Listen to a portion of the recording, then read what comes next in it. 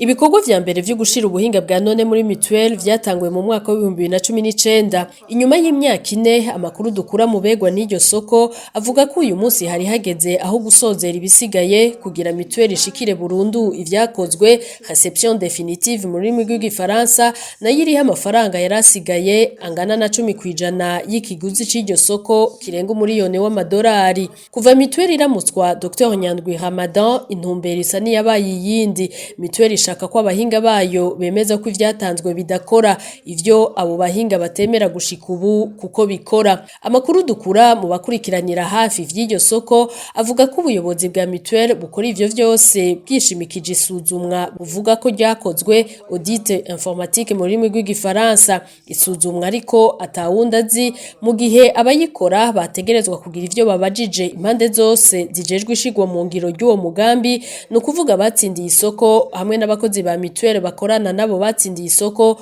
mu vy'ubuhinga bwa none. Isuzumwa kandi rikozwe ryategerezwa gufasha kwereka batsindiye isoko aho batakoze neza kugira bikosore. Amasoko yacu amenyesha ariko ko ubuyobozi bwa mutuelle ataco gushika ubu buramenyesha batsindiye isoko kuvyo boba batakoze neza. Amakuru RPA yakuye mu begereye ubuyobozi bwa mutuelle avuga ko ubwo buyobozi bwoba buriko bukora ivyo vyose kugira bikunde buhagarika iryo soko ryatsindiye amashirahamwe ITEC na Soft Center riheze ritangwe ku bandi. Intambwe ya mbere koba ko abahinga ba mutuelle bemeza ko ivyo bahawe bidakora. Floris Nzeye arongoye igisata c'ubuhinga bwa none, akaba ari nawe abarongoye uwo mugambi wo gushira ubuhinga bwa none mu kigo mutuelle, amazindwi zibiri afungiwe mu iperereza kuko yoba yanse kwemeza ko bidakora nkuko yari yabisabwe. Aho afungiwe umuryango nturekuriwe kumubona. Twagerageje gusubira kurondera Dr Nyandwi Ramadan arongoye mutuelle hamwe na Lieutenant General de Police Godefroid Bizimana arongoye urwego nshingwantwaro rwa mutuelle,